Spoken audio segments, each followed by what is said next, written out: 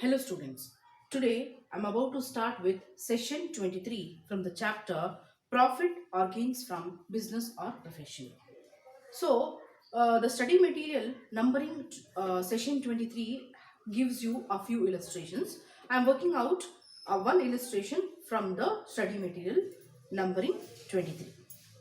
So here I'm about to take the problem of Mr. Chandra, who is a reputed lawyer. He has given his expenditure and income statements. Now, as far as the format is concerned, how you are supposed to proceed with the computation of the taxable income of people who are into a profession is already given in the PPTs as well as in the study material. You can just go refer it and you can actually learn from it. Today I'll practically work out the problem from a problem of Mr. Chandra, who is a lawyer, to make you, what do you say, better understand as to how you are supposed to compute with the taxable income from his profession, who is a lawyer. Now here, the simple format to compute the taxable income from profession is, you are supposed to take the professional incomes and deduct the professional expenses. So when you are taking the professional incomes, deducting the professional expenses, you are able to arrive at the taxable income from profession. So the problem is of Mr. Chandra, who is a lawyer, and he has given you the expenditure and the income statements. And on the income side, you can find around 6 items. So I'll just read it out for just a glance and I'll tell you what they are. So legal fees, it's a professional income. Special commission appointment fees, that is also a professional income. Then cash gifts received from clients, that is also a professional income. House rent relates to his house property, that is not professional income. Interest on government securities, it is income from other sources. Salary, income from salary. So first three items given in the problem are professional incomes. Let us record the, what do you say, professional items first. On the board I have mentioned you the heading as computation of taxable income of Mr. Chandra, who is a lawyer. Now I shall take all the professional incomes as discussed just before few minutes. So here I'll record it here, professional incomes.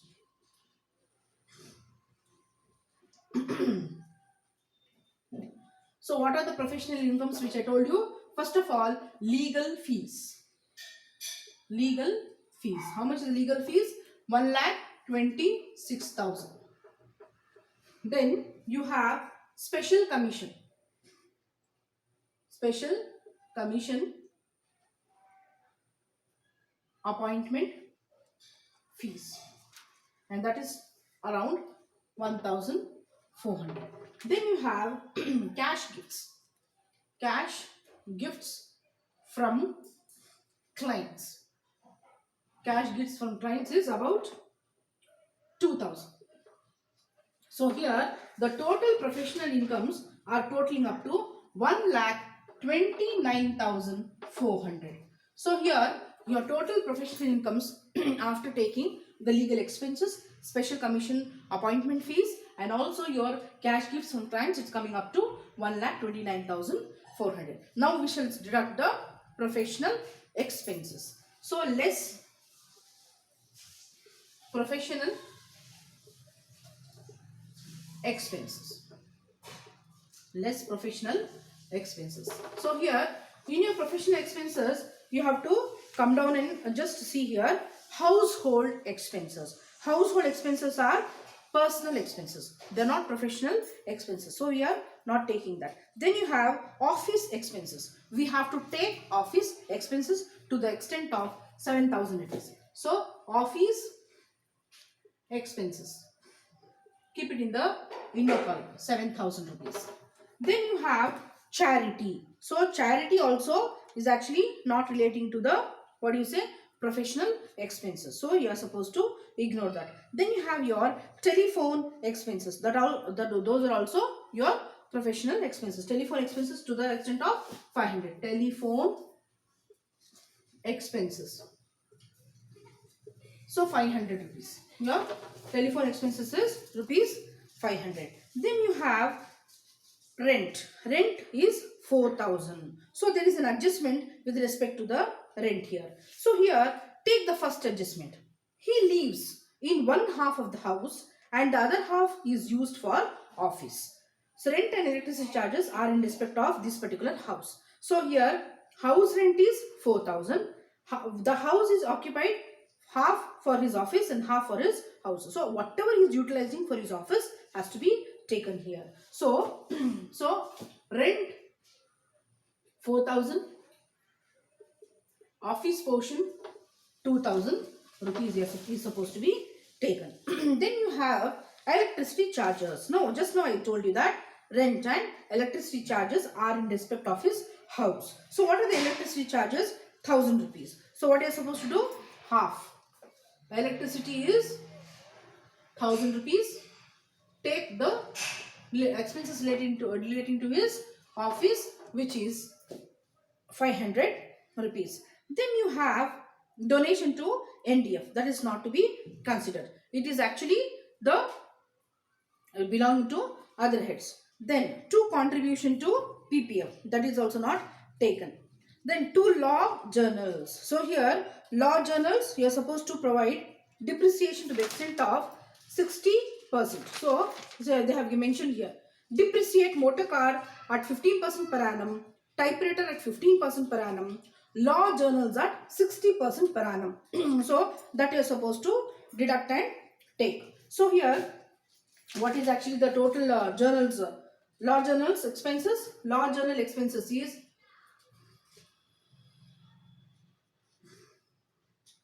law journal expenses is 3,000 and 60% of that comes up to 1,800. So that is also taken here.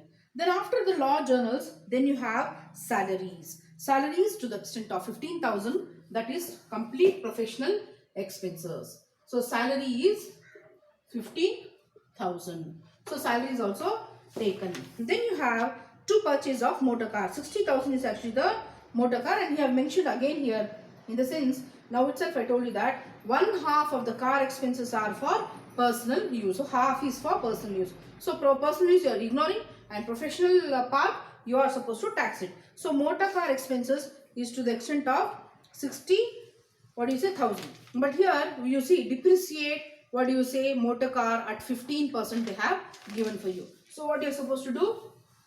Motor car. So it is 60,000 at the rate of 15%, and only half of it is used for professional purpose. You are supposed to take half of it. So it's come up to 4,500. So this is actually your motor car expenses. After your purchase of motor car expenses, you have purchase of furniture. Even in case of furniture also, you are supposed to charge the depreciation. So 2,000. So depreciation on depreciation of furniture is 10% per annum. So furniture depreciation. Furniture. How much is actually the purchase of furniture? 2,000. Depreciation is about 10%. So amount is 200 rupees. So here after this you have life insurance premium, that is on the personal life. Then you have motor car expenses. Motor car expenses is 6,000 rupees, and you are supposed to take that 6,000 rupees now here. Motor car expenses is 6,000 rupees. Motor car expenses 6,000 rupees is the expenses. Relating to profession, you are supposed to take, it's only 3,000 rupees. Then you have purchase of typewriter. Purchase of typewriter 6,000 rupees, and there is an adjustment regarding the typewriter. Typewriters are about to be depreciated at 15% per annum. So typewriter also you are supposed to take the depreciation. Typewriter. What is the cost of typewriter? 6,000 is the cost of typewriter. What is the depreciation you are supposed to charge? 15% per annum. So it is coming up to about 900. So your total expenses are 35,400. So you can actually add it up and show there it's coming up to 35,500, and income from profession is nothing but 94,000.